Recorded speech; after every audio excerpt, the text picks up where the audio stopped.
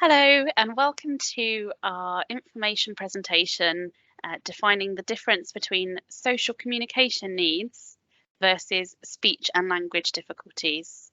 And this is from the Prevention and Early Intervention Project team. My name is Heather. I'm one of the therapists in the team.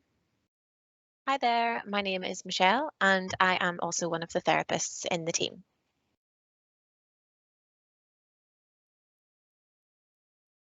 So first of all, we're going to introduce the communication pyramid. These are the building blocks that children use to develop their language, and it helps us explain the processes involved in the complex skill that children develop as they grow older. So as at the bottom, you can see the largest building block, and this is attention and listening. And this is the foundation for all language and communication. The child must be able to focus on you as the speaker. Listening is a skill that children have to learn, and there are different levels of attention and listening that children move through as they develop. The next building block is play and interaction. This may also be referred to as social interaction, social communication. And this is where children learn how to develop their social skills. Play is really, really important for children, and they need to learn how to interact with others, how to problem solve, how to work together, share. And this all happens during play. The next building block is understanding language. Now, you may also hear this referred to as receptive language or comprehension. All of these things mean the same thing. So understanding language is when children first begin to understand words and follow simple instructions that they use all the different cues around them to work out what they need to do, like pointing and gestures. Children need to hear words many times over so that they can fully understand them before they can use them. It helps if they can relate words to objects that they can see, e.g. a table, and being able to see the table in front of them. Expressive language is the next block, also referred to as spoken language.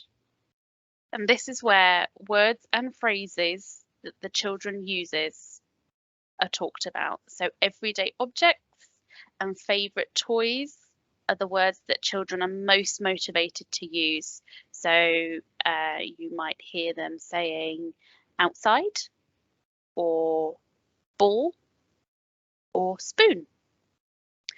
And right at the top of the communication pyramid is speech sounds. So this refers to children speaking clearly. And this is right at the top of the pyramid and the icing on top of the cake after they've learned all of the other skills that we've spoken about. So we would always look at a child's understanding and use of language, their attention skills and their play skills before we would work on any speech sound difficulties. And this refers to how a child produces a sound, or it might be how they recognize the difference between sounds. This is one of the last things that we would work on.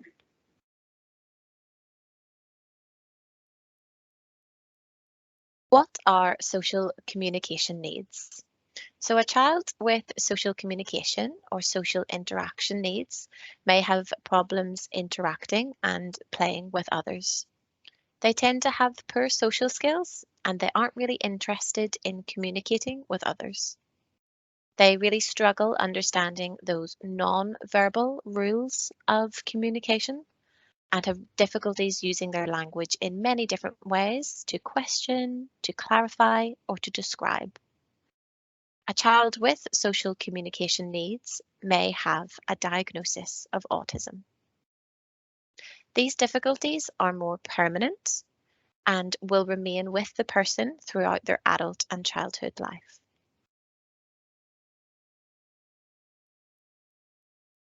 What are language needs?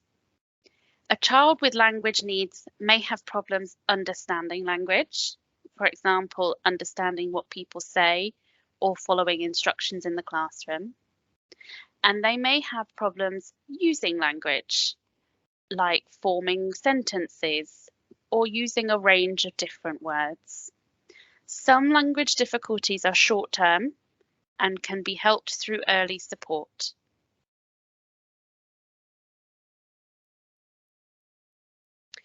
What are speech needs? A child with speech needs may have unclear speech, so problems producing speech sounds accurately, and or difficulty telling the difference between sounds. A child with speech needs may be using errors that we would be expecting a younger child to use, or they may be using really random, non-typical errors. Familiar adults may find it difficult to understand the child, and also an unfamiliar adult may find it difficult. Some of these children rely on family members translating for them and may become frustrated with not being able to get their message across. Some speech difficulties are short-term and can be helped through early support.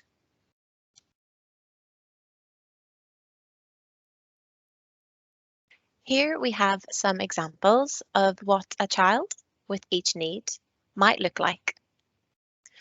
First of all, we have Jacob. He is 3.5. Jacob struggles concentrating on any adult-led task.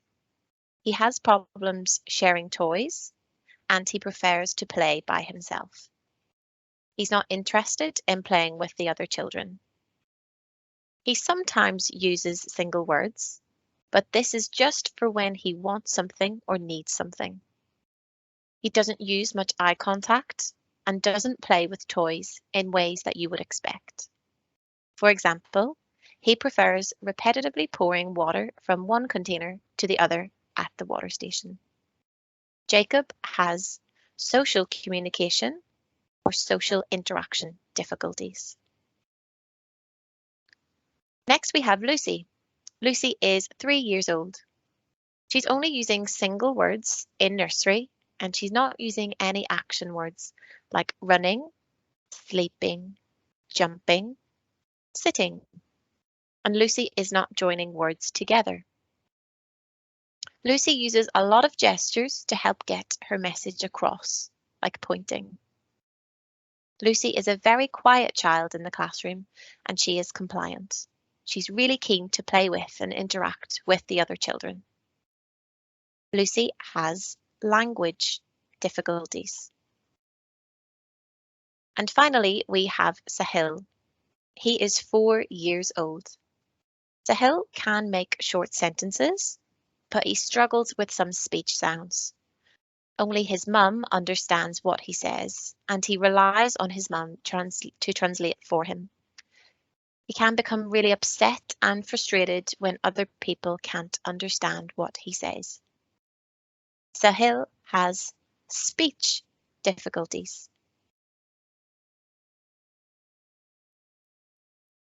We hope all of this information has been helpful. If you have any questions, please contact us on the email below, and a member of the team will respond within 5 working days. Thank you for listening.